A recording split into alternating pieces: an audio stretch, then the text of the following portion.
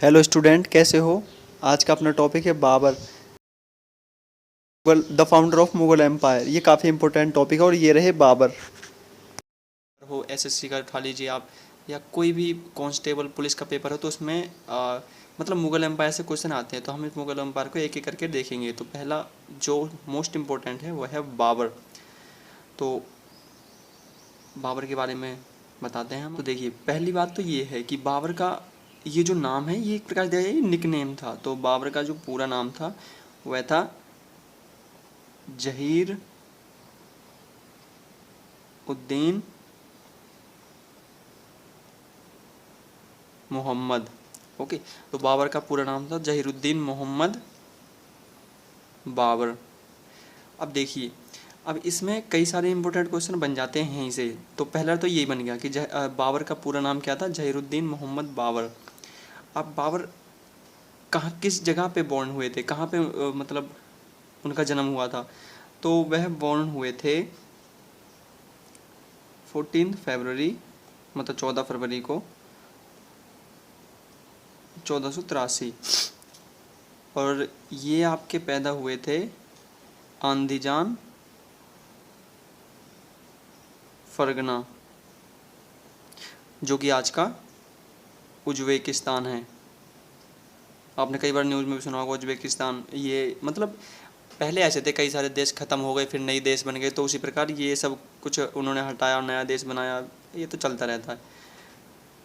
अब जहीरुद्दीन मोहम्मद बाबर के फादर कौन थे, और उनके फादर का नाम था उमर शेख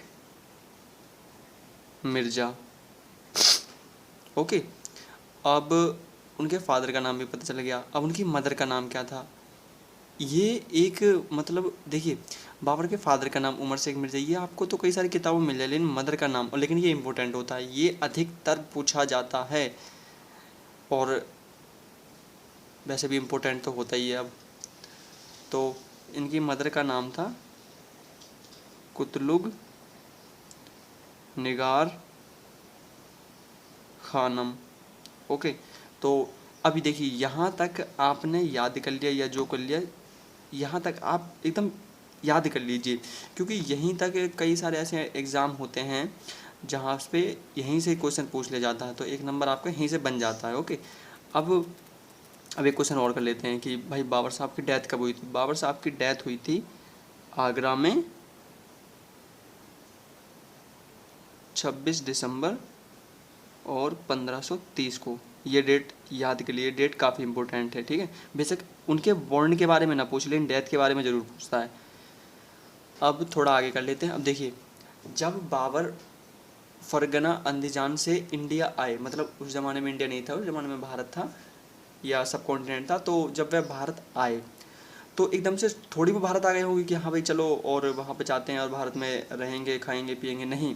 वह वहाँ से भारत में लूटने के लिए आए थे कि सोना चांदी या जो हीरे जवाहरात लूट के ले जाएंगे और अपने देश वापस चले जाएंगे। लेकिन जब वह इंडिया आए तो उन्होंने क्या देखा कि यहाँ तो भाई बहुत सुंदरता है, यहाँ तो एकदम हरियाली हरियाली है, यहाँ जहाँ देखो खूब सारा सोना, तो हम यहाँ से क्यों जाएं, क्यों ना हम यहीं रह जाएं।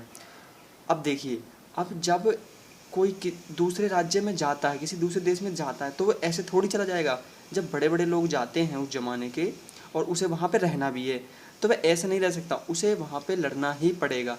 तो उस समय जब भारत बाबर आए तो वह कब आए थे भारत, वह आए थे इन इंडिया 1526 में। अब 1526 में जब वे इंडिया आए तो 1526 में दिल्ली सल्तनत चलती थी, ठीक है। अब पहले मैं आपको एक चीज़ और क्लियर कर दूं, दिल्ली सल्तनत और मुग़ल एम्पायर, ये कई लोगों का क्वेश्चन होता है। फिर भी ये बहुत बहुत सिंपल होता है, लोगों को लगता है ये काफ़ी कठिन है। देखिए, दिल्ली सल्तनत क्या थी कि जैसे मान लीजिए ये दिल्ली है और ये अपना पूरा इंडिया है, ठीक है। तो जो दिल्ली सल्तनत के जो लोग थे वह केवल दिल्ली दिल्ली में राज करते थे। वह मतलब बाहर नहीं जाते थे, गुजरात नहीं जाते थे, राजस्थान नहीं जाते थे, सूरत नहीं जाते थे, वे केवल दिल्ली दिल्ली में रहते थे, तो उन्हें दिल्ली सल्तनत कहते थे। लेकिन जब मुग़ल आए, मतलब बाबर आए, तो उन्होंने क्या करा, उन्होंने धीरे धीरे करके, वह दिल्ली में तो रहे साथ के साथ उन्होंने धीरे धीरे करके पूरे यूपी और आपका बिहार तक काफ़ी काफ़ी दूर तक पहुंच गए थे। तो ये हो जाता है आपका मुगल एम्पायर, आप समझ गए होंगे। अब जब वह इंडिया सॉरी भारत आए 1526 में, तो बाबर साहब को लड़ना पड़ा, किससे? इब्राहिम लोदी। इब्राहिम लोदी उस समय दिल्ली सल्तनत के किंग थे, ठीक है। लेकिन एक बात याद रखिए, 1526 के बाद दिल्ली सल्तनत खत्म हो गई, क्योंकि इब्राहिम लोदी को बाबर ने हरा दिया था। और एक बड़ा इम्पोर्टेंट मिथ माना जाता है, एक्चुअली इतिहास सारा जो है वो मिथ पे है, तो वो ये माना जाता है कि बाबर ही एकमात्र ऐसा मुगल था या जिसने इंडिया में तोफ तोफ तोफ का प्रयोग करा। कैनल होती है ना, आप जानते होंगे। तो अब हम जानते हैं बाबर की कुछ इम्पोर्टेंट लड़ाइयाँ लड़ाइयाँ नहीं कहते उन्हें, वॉर कहते हैं वैसे, बैटल। ये बैटल बहुत इंपॉर्टेंट होते हैं, ठीक है। तो अब ये देखिए कि आपके जो बाबर साहब हैं, उन्होंने फर्स्ट बैटल पानीपत लड़ा। ये भैया ये तो इम्पोर्टेंट है, ये पानीपत फर्स्ट वॉर। क्षमा कीजिएगा, बीच बीच में कैमरा थोड़ा लैग कर जाता है। तो बाबर साहब, ये जो फर्स्ट बैटल है बाबर साहब का, ये पानीपत में हुआ था। इब्राहिम लोदी, दिल्ली सल्तनत, मैंने अभी आपको समझाया, दिल्ली सल्तनत की ये लास्ट सुल्तान सुल्तान क्या जो भी थे, दिल्ली सल्तनत के लास्ट थे। उसके बाद दिल्ली सल्तनत ख़त्म हो गई थी। तो अब यहाँ पे एक इम्पोर्टेंट और क्वेश्चन बन गया कि भाई दिल्ली सल्तनत कब ख़त्म हुई? तो दिल्ली सल्तनत ख़त्म हुई आपकी 1526 में, क्योंकि बाबर ने इब्राहिम लोदी को हरा दिया था। अब यहाँ से मुग़ल सल्तनत की, मुग़ल एम्पायर की नींव डल गई, बाबर जीत गया। फिर उसके बाद बाबर ने एक बैटल और लड़ा, battle of Khanwa, Babur versus Rana Sanga. Babur इसमें जीत गए, ये 1527 में हुआ। अब बाबर ने टोटल इंडिया में 4 बैटल लड़े थे, ठीक है।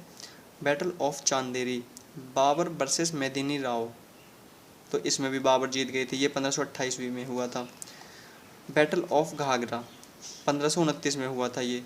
और इसमें क्या हुआ था, बाबर साहब आपके अफ़गानी फोर्सेस से लड़े थे। मतलब एक बाबर थे, एक साइड बाबर थे और काफ़ी सारे अफ़गानी फोर्सेस थे, तो उनसे बाबर साहब लड़े थे।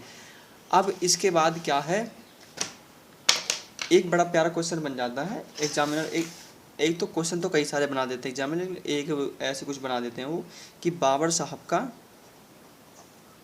टॉम्ब कहाँ पे है, TOMB, टॉम्ब यानी कि मकबरा। जैसे ताजमहल है ना, उसी टाइप के मकबरे बनते थे ये।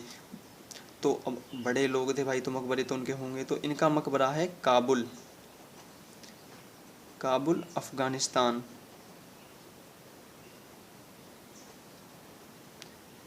और काबुल अफ़गानिस्तान की कैपिटल भी है, तो ये भी याद है, ये आपका ये जी के भी निपट गया इसी में, और हिस्ट्री भी, ठीक है। तो यहाँ पे आपके बाबर साहब का मकबरा है जो कुछ ऐसा दिखता है।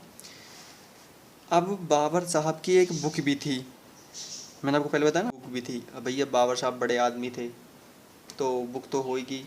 तो इनके बुक का नाम है बाबर नामा और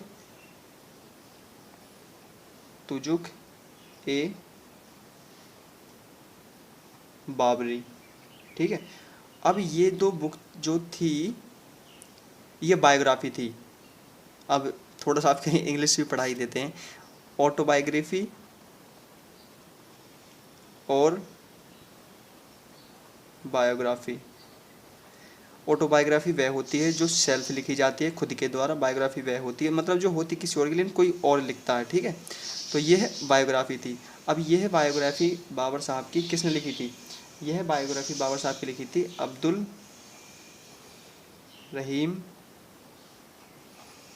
खान ए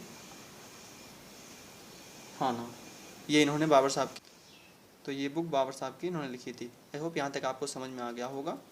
और अगर आप चाहें तो एक ये इतना स्क्रीनशॉट भी ले सकते हैं, ये ऐसे करके। ये कुछ इम्पोर्टेंट बैटल थे। और ये देखिए बाबर साहब का लास्ट बैटल 1529, 1530 में बाबा साहब की डेथ हो गई थी। ये रहा, बाबा साहब की 1530 में डेथ हो गई थी आगरा में, लेकिन इनकी बॉडी को यहाँ नहीं दफनाया गया था, इनकी बॉडी को काबुल ले गए थे। ओके, यहाँ तक आपको समझ में आ गया होगा।